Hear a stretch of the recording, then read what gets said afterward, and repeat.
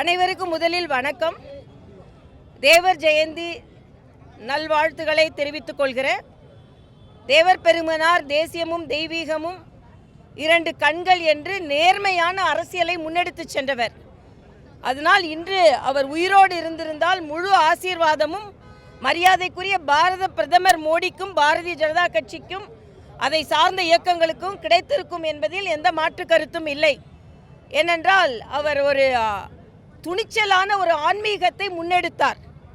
நாங்கள் இன்னைக்கு சொல்றது என்னன்னா, இன்னைக்கு துணிச்சலாக ஒரு ஆன்மீகத்தை முன்னெடுத்து கொண்டிருக்கின்ற காலகட்டத்தில் தமிழகத்தில் இந்துக்கள் என்றால் அவர்கள் வேறுபடுத்தி பார்க்கப்படுகிறார்கள், மரியாதைக்குரிய முதலமைச்சர் அவர்கள் உட்பட. ஆக இது தவிர்க்கப்பட வேண்டும். எனது கடுமையான கண்டனத்தை தெரிவித்துக் கொள்கிறேன். இதில் முதலமைச்சர் அண்ணன் சிபிஆர் அவர்களை பார்த்து தமிழகத்திற்கு பெருமை சேர்ப்பார் என்று சொல்லியிருக்கிறார். அதை நான் வரவேற்கிறேன். ஆனால் அதே நேரத்தில் அவர் தேர்ந்தெடுக்கப்பட்டதற்கு, தமிழரான அவர் துணை குடியரசுத் தலைவராக தேர்ந்தெடுக்கப்பட்டதற்கு திமுகவின் பங்கு என்ன இருந்தது என்பதை அவர் மனசாட்சி தொட்டு சொல்லட்டும். ஆக நவீன் பட்நாயக்கு இருந்த பெருந்தன்மை இவருக்கு இல்லை. ஏனென்றால் அங்கே அவர் மாற்றுக் கட்சியாக சேர்ந்தவராக இருந்தாலும் குடியரசுத் தலைவருக்கு அவர்கள் ஆதரவு தெரிவித்தார்கள். எல்லாவற்றிற்கும் மேலாக இன்று தமிழக அரசு தள்ளாடி கொண்டிருக்கிறது. திமுக நேர்மை இல்லாமல் இருந்து கொண்டிருக்கிறார். இன்னைக்கு பார்த்தீங்கள் என்றால் 63 கோடி ரூபாய்க்கு மேலே, 634 கோடி ரூபாய்க்கு மேலே மிக மிக கடுமையாக குற்றச்சாட்டை நாங்கள் வைக்கிறோம். நேர்மை இல்லாமல் நடந்து கொண்டிருக்கிறார். ஆக அப்படிப்பட்ட சூழ்நிலையில் இன்றைய காலகட்டத்தில் இதுவரைக்கும் ஏறக்குறைய 7-8 அமைச்சர்கள் மீது ஊழல் குற்றச்சாட்டு இருக்கிறது. இன்னும் சொல்ல போனால் இன்னைக்கு சதுப்பு நில காடுகள் 2000 கோடி ரூபாய்க்கு மேலே அங்கே ஊழல் நடந்திருக்கிறது. சதுப்பு நில காடுகளின் எல்லை தெரியலன்னு தமிழக அரசு சொல்கிறது. ஆக இதற்கெல்லாம் பொறுப்பேற்று தமிழக அரசு பதில் சொல்ல வேண்டும். இல்லை என்றால் பதவி விலக வேண்டும். ஏற்கனவே ஒரு கார்ப்பரேஷன்ல, மதுரை கார்ப்பரேஷன்ல பிரச்சனை. அதே மாதிரி இங்கே சென்னையில குடிநீர் வழங்குதல் உட்பட எல்லாவற்றிலும் ஊழல் நடந்திருக்கிறது என்ற வகையில் நிச்சயமாக தமிழக அரசு இதற்கு பதில் சொல்ல வேண்டும் என்று நான் கேட்டுக்கொள்கிறேன். இல்ல 10 ரூபாய் பாட்டில் இன்னைக்கு பல லட்சம் ரூபாய் அரசாங்க பொறுப்பு. இதுதான் தாரக மந்திரமா தமிழக அரசிற்கு இருக்கு. பாட்டில்னா 10 ரூபா, அரசாங்க பொறுப்புனா பல லட்சம் ரூபாய்.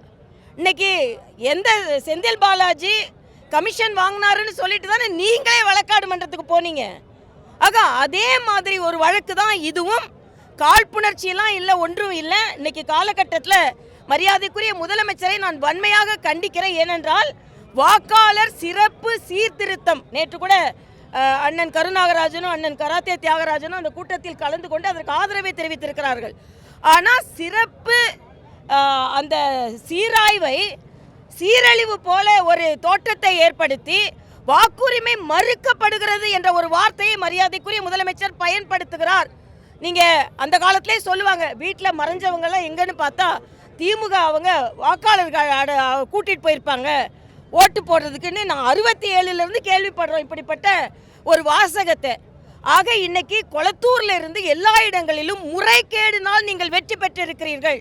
3 முறை தேர்தல் அதிகாரிகள் வீட்டுக்கு வந்து சரி செய்கிறதை ஏன் நீங்க தடுக்கிறீங்க? ஆக நீங்கள் பயப்படுகிறீர்கள். நீங்கள் முறைகேடால தான் திமுக வெற்றி பெற்று கொண்டிருக்கிறது. அந்த முறைகேடு SIR அதன் மூலம் நீக்கப்படும் என்பதில் பதற்றத்தோடு இருக்கிறார்கள். இது வன்மையாக கண்டிக்கத்தக்கது. இன்னொன்று, சில புதிய கட்சிகள் SIR பற்றி தெரியாமல் பேசுகிறாங்க. SIR என்பது முறைகேடுகளை நீக்குவதற்கு, அது நடைமுறைப்படுத்தப்பட்டால் தான் நியாயமான தேர்தல் நடைபெறும்.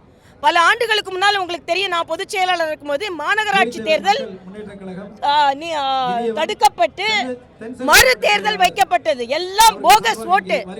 ஆக இன்னைக்கு திமுக இந்த SIR-ஐ எதிர்ப்பதற்கு காரணம் அவர்கள் முறைகேடோடு வெற்றி பெறுகிறார்கள் என்பதற்காகத்தான். ஒரு மாதம் நிலைப்பாட்டோடு நாங்கள் இருந்தோமோ அதே நிலைப்பாட்டோட தான் இருக்கிறோம். பாஜக அதிமுகவோடு கூட்டணிக்கு வரமாட்டோம். தாவேகா இல்ல, இதற்கு எங்களது மரியாதைக்குரிய உள்துறை அமைச்சர் அமித்ஷா அவர்கள் இன்னைக்கு பதில் சொல்லி இருக்கிறாங்க. என்ன சொல்லி இருக்கிறாங்கன்னா, தேசிய ஜனநாயக கூட்டணி தேசிய ஜனநாயக கூட்டணி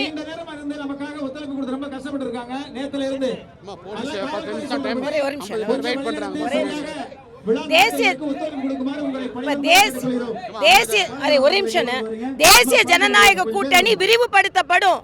அதற்கு நாங்க எல்லாரும் இணைந்து பணியாற்றுவோம். எல்லா தேசிய ஜனநாயக கூட்டணி தலைவர்களும் அமர்ந்து தேசிய ஜனநாயக கூட்டணியை விரிவுபடுத்துவோம்னு விஜய் பற்றிய கேள்விக்கு மரியாதைக்குரிய அமித்ஷா அவர்கள் பதில் சொல்லி இருக்கிறார்கள். அந்த பதில் தான் எங்க எல்லாரோட பதிலும். திமுகவை தோற்கடிப்பதில் எல்லாருக்கும் பங்கு இருக்கிறது. இன்னைக்கு ஏதோ கூட்டணி வைக்கிறோன்னு கேட்டதுனால ஏதோ மற்றவர்கள் பலவீனமானவர்கள் அல்ல. திமுகவை தோற்கடிப்பதில் எல்லாருக்கும் பங்கு இருக்கிறது, விஜய்க்கும் பங்கு இருக்கிறது என்பதுதான். செய்திகளை உடனுக்குடன் தெரிந்து கொள்ள கீழ்கண்ட கேபிள் மற்றும் டிடிஎச் நெட்வொர்க்குகளில் எம்நாடு செய்தி தொலைக்காட்சியை காணுங்கள். பாதகம் செய்பவரை கண்டால் நாம் பயம் கொள்ளலாகாது பாப்பா. மோதி மிதித்துவிடு பாப்பா, அவர் முகத்தில் உமிழ்ந்துவிடு பாப்பா. அண்மை செய்திகளை உடனுக்குடன் தெரிந்து கொள்ள இணைந்திருங்கள் எம்நாடு தொலைக்காட்சியுடன்.